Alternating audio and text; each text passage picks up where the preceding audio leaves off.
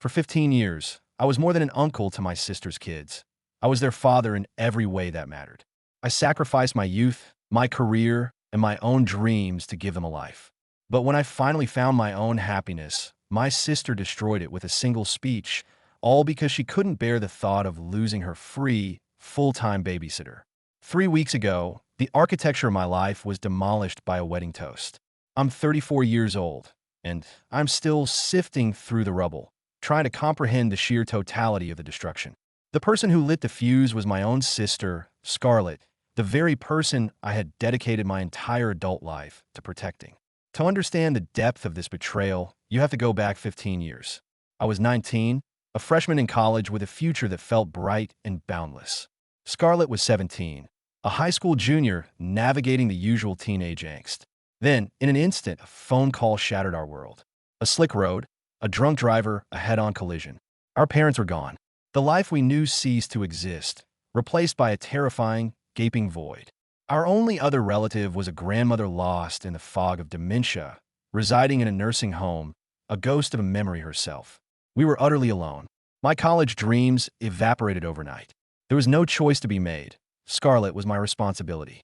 I dropped out of my classes, abandoned my dorm room, and stepped into the role of a parent I was in no way equipped to be. I found a grueling job at a warehouse, the kind of place that chews up your body for minimum wage, and we moved into a cramped, two-bedroom apartment that always smelled faintly of damp and despair.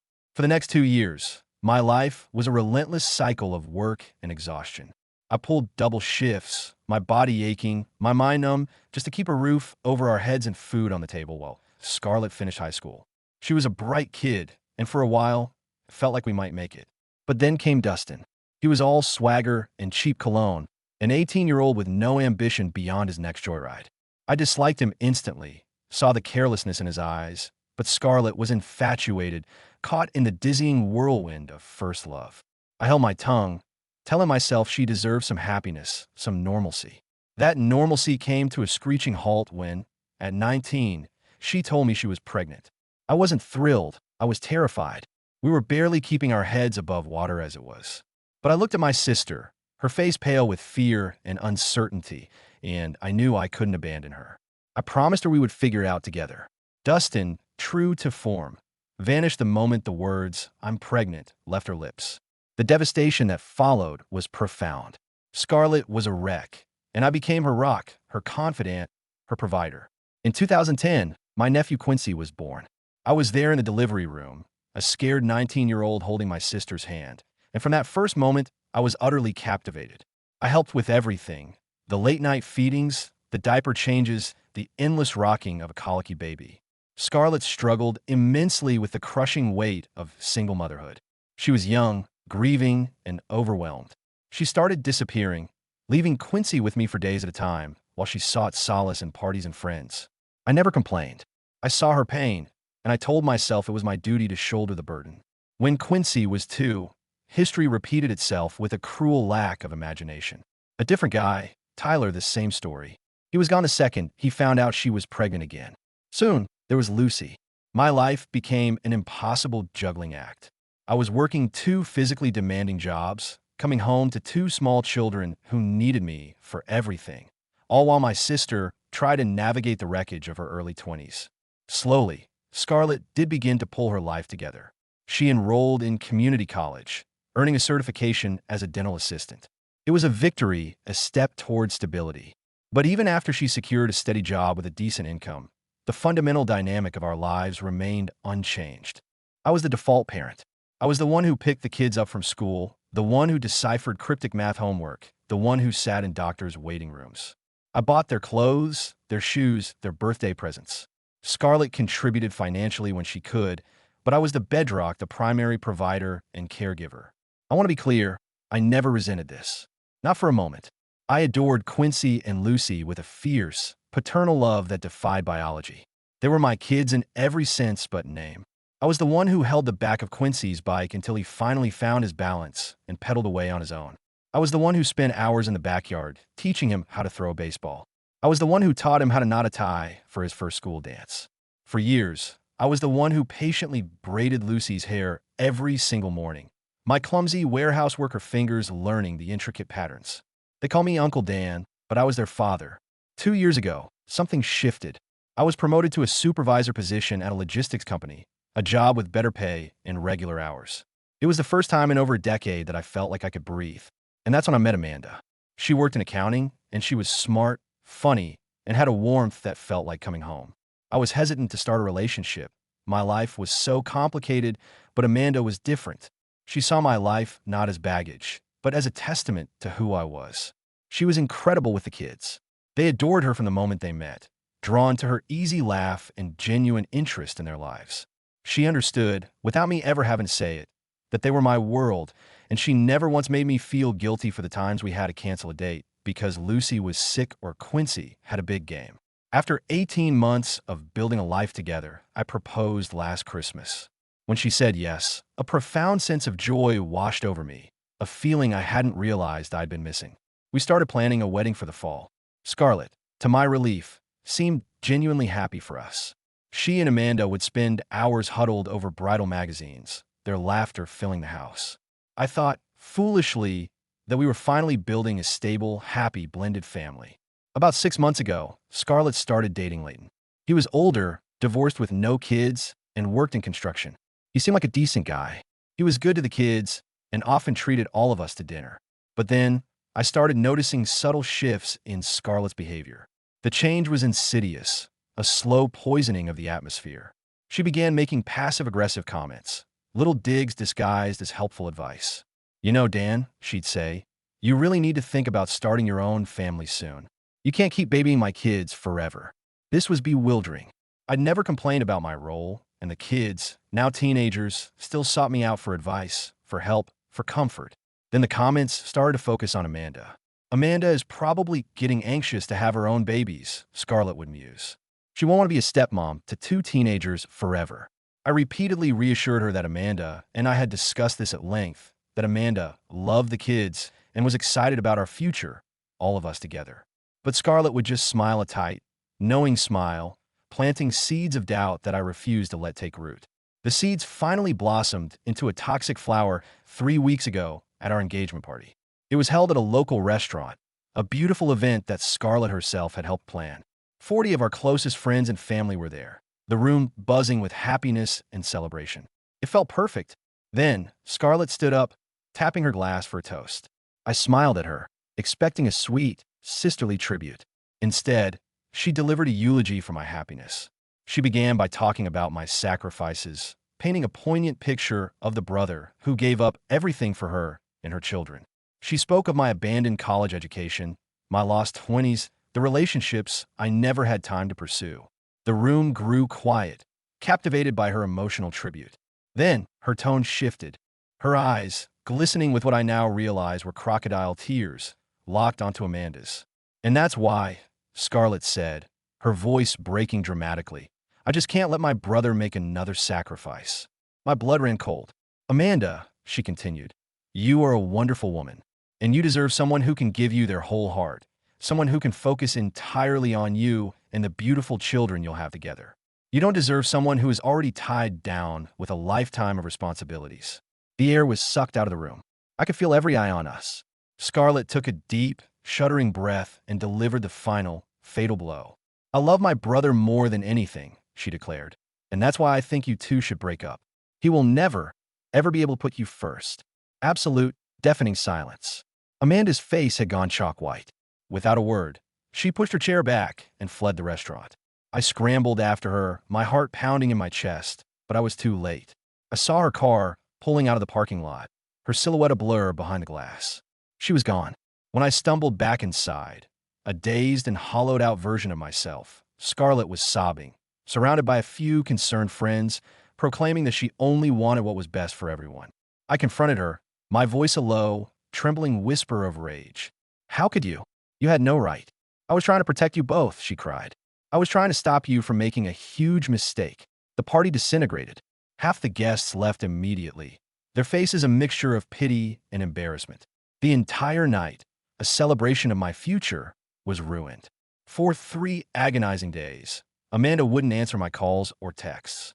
When she finally agreed to meet, the hope I'd been clinging to died. She looked exhausted, her eyes red-rimmed. She told me that Scarlett's words had been a brutal wake-up call. Have we ever really talked about it, Dan?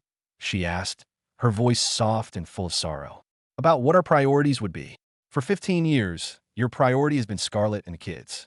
Can you honestly tell me that would change overnight? She recounted all the times we'd had to change our plans, all the weekends that revolved around Quincy's baseball schedule or Lucy's school projects. I never minded, she said, but Scarlett made me see it from a different perspective. She made me realize that I would always be competing for your attention. I'd always be coming in second. I tried to argue, to convince her that Scarlett was a master manipulator, that I was ready to build a life with her, to put our marriage first. But the doubt had taken root, and it was a poison that had already killed what we had. The damage is done, Dan, she said, her voice cracking as she slid the engagement ring across the table. I still love you, but I can't marry a man who isn't fully available to be my partner. We both wept, but her mind was made up.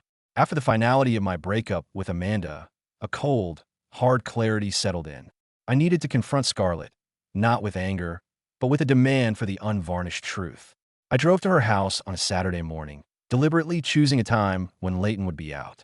I found her in the kitchen, making pancakes for the kids, the picture of domesticity she had outsourced to me for a decade and a half. I told her we needed to talk. On her back porch, with the scent of freshly cut grass in the air, I asked her for the real reason behind her speech. She started with the same tired script about wanting what was best for me, about protecting Amanda. I cut her off.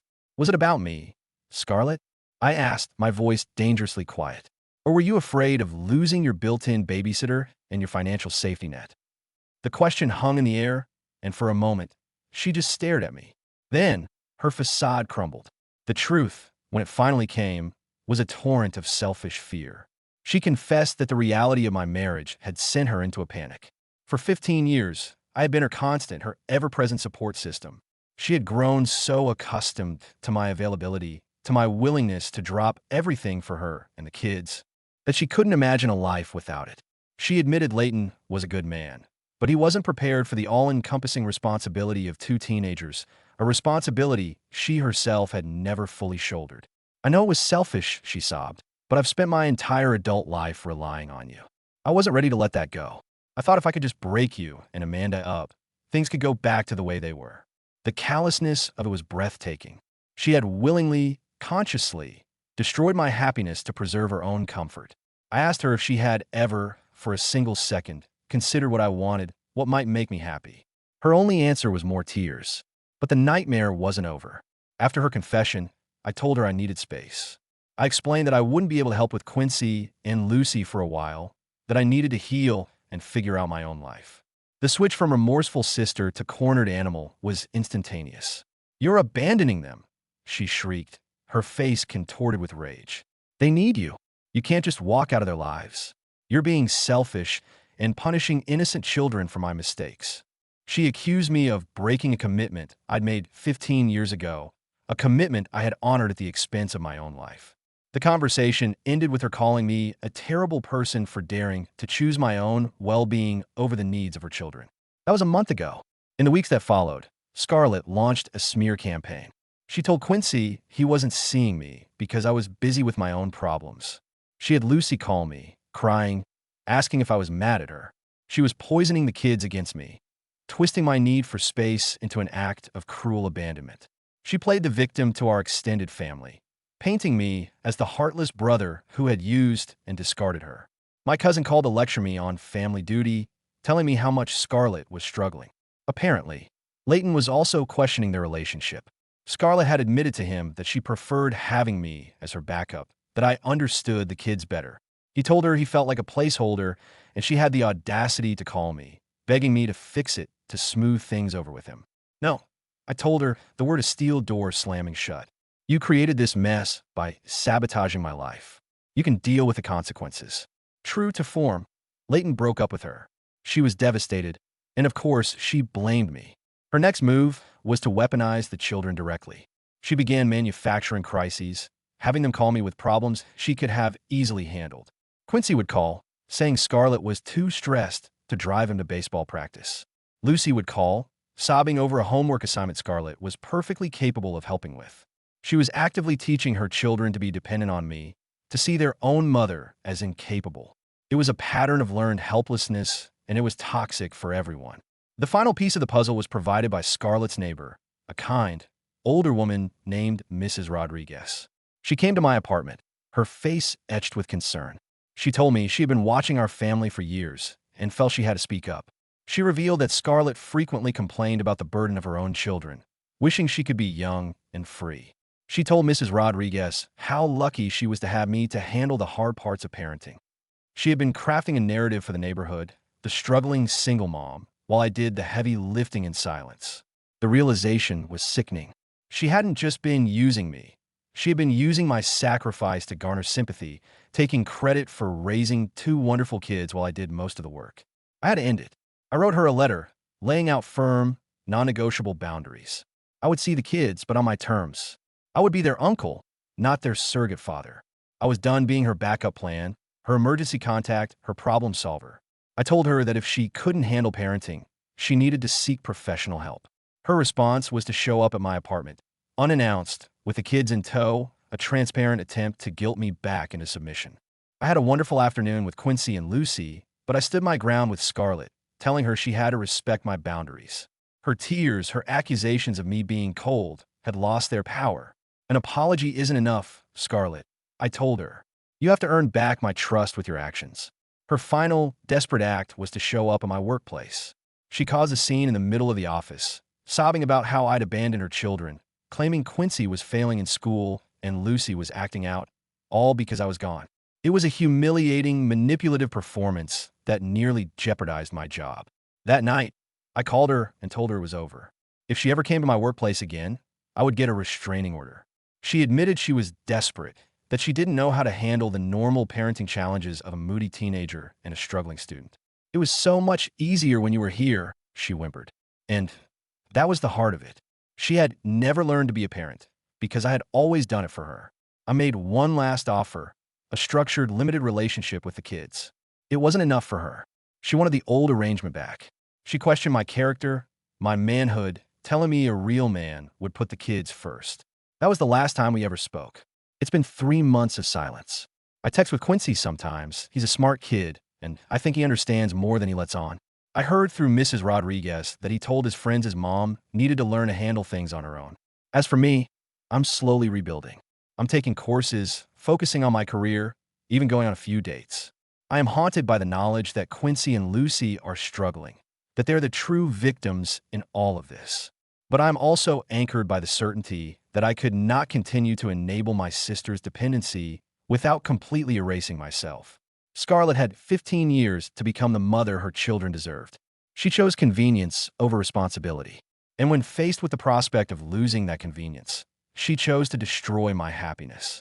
It's not a clean ending, and my heart aches for the kids caught in the middle. But for the first time in my adult life, I am choosing to build my own future, one that isn't defined by cleaning up my sister's mistakes.